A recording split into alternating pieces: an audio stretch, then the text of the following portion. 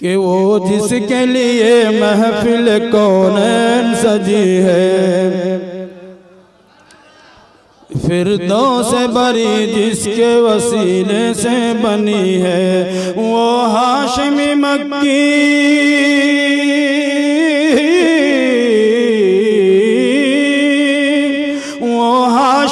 مکی مدنی العربی ہے، سبحان اللہ، وہ میرا نبی میرا نبی ہے۔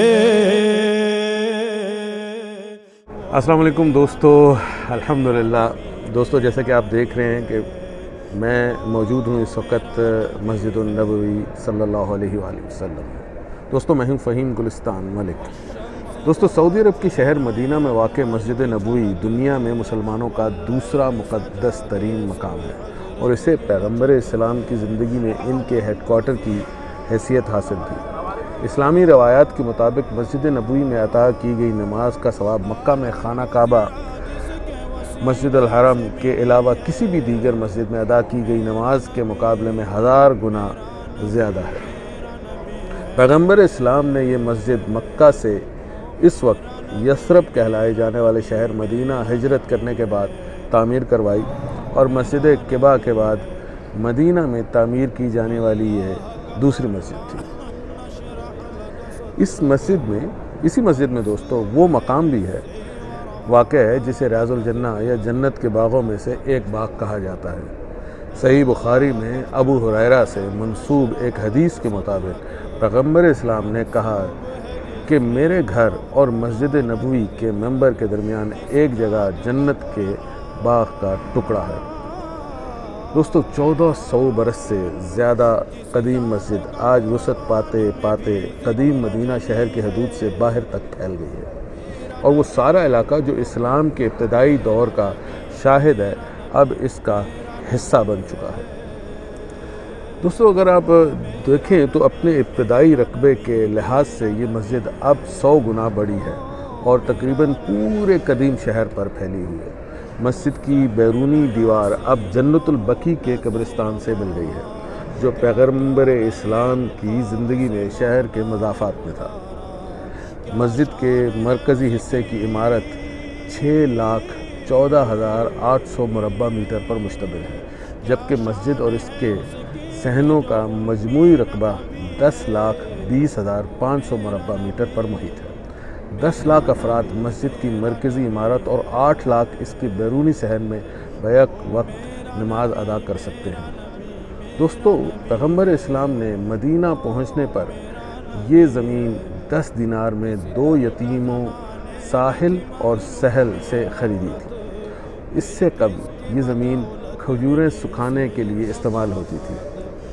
دوستو پیغمبر اسلام نے خود اس مسجد کی تعمیر میں شرکت کی تھی۔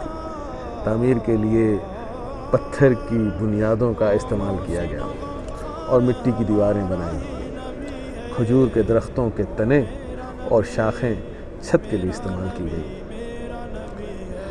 اس وقت مسجد کے 3 دروازے تھے، اور اس مسجد کا رخ مسجد الاقصی کی جانب تھا، جو کہ اس وقت کا قبلہ تھا۔ اس میں غریبوں اور مسافروں کو پناہ دینے کے لیے ایک سایہ دار حصہ بھی بنایا گیا تھا۔ بعد میں قبلے کا رخ تبدیل کر کے کعبے کی جانب کر دیا گیا تھا، اور ایک دروازے کو بند کر کے دوسری سمت میں ایک اور دروازہ بنا دیا گیا تھا۔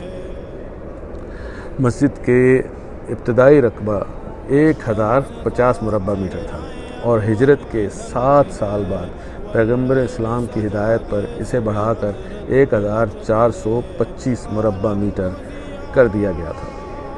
پیغمبر اسلام کا مکان دوستو مسجد کے بالکل ساتھ بنایا گیا، وہیں ان کا انتقال ہوا، اور وہیں ان کی اہلیہ حضرت عائشہ کے حجرے میں انہیں سپرد خاک کیا گیا۔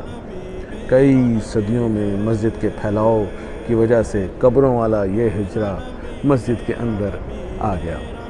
مسجد نبوی کا معروف سبز گنبد اسی حجرے کے اوپر بنایا گیا۔ دوستو ان صرف 3 مساجد میں سے یہ مسجد ایک ایسی مسجد ہے جس کی زیارت کے لیے طویل سفر کرنے کی مسلمانوں کو اجازت ہے۔ چنانچہ حج اور عمرے کے درمیان لاکھوں کی تعداد میں مسلمان اس مسجد کا دورہ کرتے ہیں، اور یہاں آ کر حضور نبی پاک صلی اللہ علیہ وآلہ وسلم کے روضہ اقدس پر حاضری دیتے ہیں اور سلام پیش کرتے ہیں۔ دوستو، مدینے میں آنے کے بعد اس مسجد میں جس طرح ابھی اس وقت میں بیٹھا ہوں، ایک ایسا سکون انسان کو اپنے حصار میں لے لیتا ہے جیسے کہ وہ اپنی ماں کی گود میں ایک بچے کو سکون میسر ہوتا ہے اور تمام تکلیفوں کو بھلا دیتا ہے۔ اسی طرح اس مسجد میں بیٹھنا اور یہاں پر اللہ اور اس کے رسول کا ذکر کرنا، ان پر درود و سلام بھیجنا، انسان کو دنیا و مافیہ کی تمام تکالیف سے مبرہ کر دیتا ہے۔ وہ تکلیفیں پریشانیاں اس کو یاد ہی نہیں رہتی، وہ یہاں آ کر سکون پاتا ہے۔ اللہ جو بھی یہاں پر لوگ آئے ہیں ان کا یہاں آنا قبول فرمائے، اور جو آنا چاہتے ہیں اللہ ان کو آنے کی بھی توفیق دے۔ اپنا بہت سا خیال رکھیے گا۔ بہت شکریہ۔ السلام علیکم۔ وہ میرا نبی میرا نبی میرا نبی ہے، وہ میرا نبی ہے۔ کس درجہ زمانے میں تھی مظلوم یہ عورت، پھر کس کی بدولت ملی سے عزت و رفعت۔ وہ محسن و غمخوار،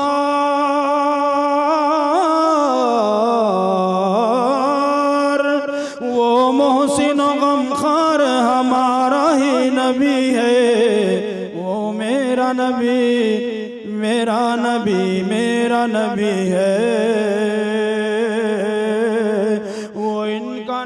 ان کا نبی سب کا نبی ہے، وہ میرا نبی ہے، وہ میرا نبی ہے۔